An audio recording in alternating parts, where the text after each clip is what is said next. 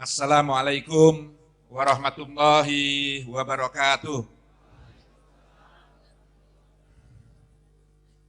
Alhamdulillah wa syukrulillah. Saya sungguh amat sangat bersyukur sekali malam hari ini bisa hadir di sini.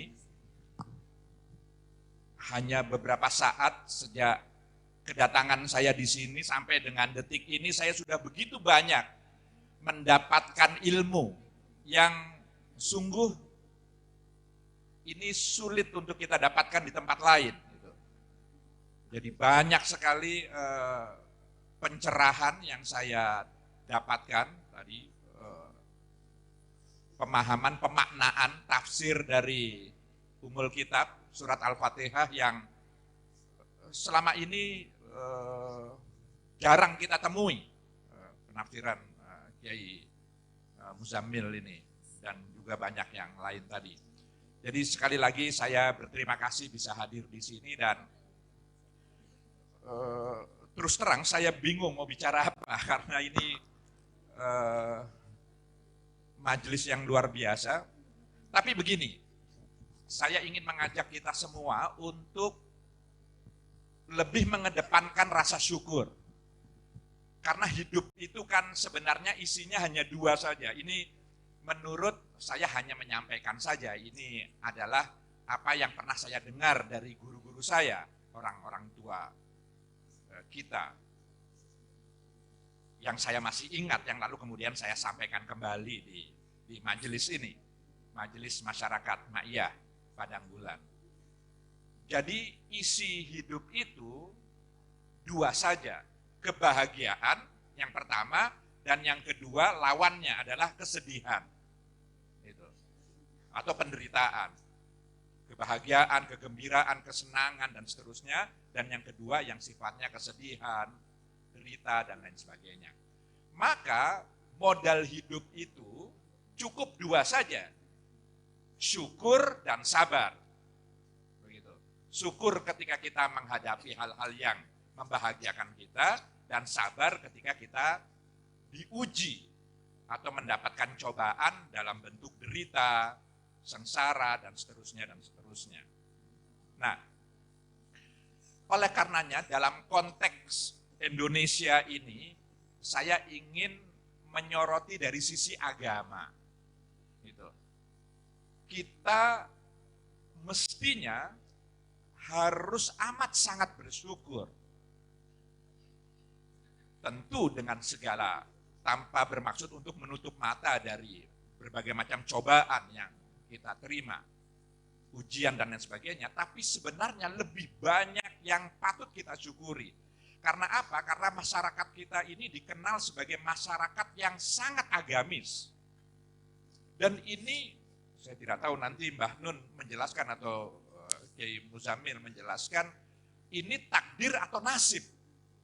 Bahwa Tuhan menciptakan atau menjadikan kita, saya lebih senang menggunakan kata menjadikan, karena ada kholako, ada ja'ala. Gitu. Jadi ini lagi-lagi para guru saya pernah mengatakan bahwa Al-Quran itu, Allah itu membedakan dalam hal-hal tertentu, dia menggunakan kata kholako. Menciptakan. Misalnya apa? Ya ayuhan nas, inna kholaqnakum min dzakari wa untha. Jadi kholaqo. Tapi lalu kemudian wa ja'alakum syu'uba wa qabaila. Menggunakan kata ja'ala misalnya. Jadi beberapa ulama membedakan kalau kholaqo itu menciptakan. Itu mungkin analoginya, kiasnya adalah itu nasib.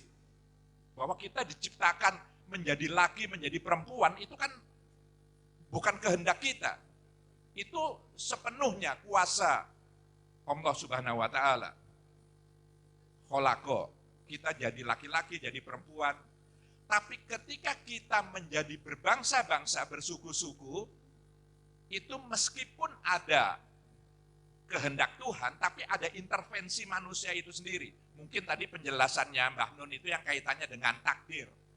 Karena yang sependek pengetahuan saya tangkap tadi itu, takdir itu ada intervensi manusia, meskipun itu kehendak Allah Subhanahu wa taala. Mungkin analognya dengan ja'ala tadi itu. Nah, poin yang ingin saya sampaikan yang perlu kita kedepankan rasa syukur ini adalah bahwa kita sebagai bangsa dibanding bangsa-bangsa lain di dunia ini, kita dikenal oleh dunia sebagai bangsa yang sangat menjunjung tinggi nilai-nilai agama. Jauh sebelum negara bangsa ini merdeka. Spiritualitas, spiritualitas itu hal-hal yang sifatnya lebih dari religiusitas. Kalau religiusitas itu agama dalam maknanya yang formal, tapi kalau spiritual itu adalah keyakinan ada kekuatan di luar diri kita yang maha segalanya, yang mempengaruhi kehidupan kita, yang menuntun kita untuk hal-hal kebaikan. Gitu. Nah, contohnya banyak sekali dan dunia melihat dan sangat mengapresiasi, sangat menghargai ini. Contohnya pengajian padang bulan seperti ini, Maya seperti ini. Nyaris tidak ada bangsa di dunia punya forum majelis seperti ini. Ini sama sekali negara tidak merekayasa, pemerintah juga tidak memfasilitasi. Ini sepenuhnya swadaya masyarakat itu sendiri. Dan saya tadi bertanya ke Mbah Nun, ini sejak kapan padang bulan ini? Ternyata sudah lebih dari 27 tahun. Subhanallah, ini stamina-nya itu luar biasa. Dan forum seperti ini tuh banyak sekali, tidak hanya di sini. Tadi juga informasinya tidak kurang dari 63 titik gitu, bahkan sampai ke luar negeri. Majelis-majelis taklim kita itu luar biasa, pengajian-pengajian. Jadi ini sesuatu yang patut kita syukuri. Nah, persoalannya adalah ini tidak begitu saja menurut hemat saya, dengan segala keterbatasan saya, ini sesungguhnya buah dari apa yang disemai, ditanam oleh para pendahulu kita. Ulama-ulama kita, Wali Songo, dan lain sebagainya. Yang sekarang kita petik, kita bisa merasakan betapa kita bisa menikmati suasana seperti ini. Kita mendapatkan ilmu agama dalam suasana yang sangat cair, yang sangat egaliter, yang sangat setara, yang ini tidak kita temui di bangsa-bangsa lain gitu. Nah, maka dalam kesempatan yang baik ini saya ingin mengajak kita semua bagaimana menjaga dan memelihara, memaknai agama ini. Karena begini, agama itu bisa dilihat dari dua perspektif, dari dua sudut pandang, sisi dalam dan sisi luar. Jadi kalau agama dilihat secara formal, secara kelembagaan, ada Islam, ada Kristen, ada Katolik, ada Hindu, Buddha, Konghucu, macam-macam. Belum lagi nanti yang Islam, ada Ahlu Sunnah, ada Syiah, ada Ahmadiyah, ada belum nanti yang Sunnah lagi, ada Wahabi, ada Salafi, ada macam-macam. Nanti ada NU, ada Muhammadiyah, yang NU juga ada garis lurus, ada garis lucu, macam-macam itu. Itu kalau kita melihat secara formal, secara institusional, secara kelembagaan. Maka agama yang dilihat dari sisi luar seperti itu akan mendatangkan keragaman, kemajemukan. Macam-macam, berbeda-beda itu. Agama Islam misalnya dilihat secara fikih, itu pasti beda-beda. Tata cara sholat, tata cara ibadah, dan lain sebagainya, itu macam-macam.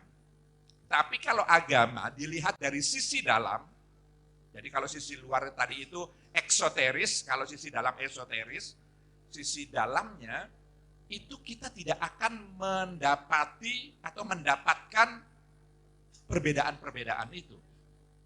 Ketika agama dilihat dari sisi substansinya, inti ajaran pokoknya, kita akan ketemu pada titik yang sama. Bahkan antar satu agama dengan agama yang lain. Misalnya inti pokok ajaran agama itu apa? Menegakkan keadilan misalnya.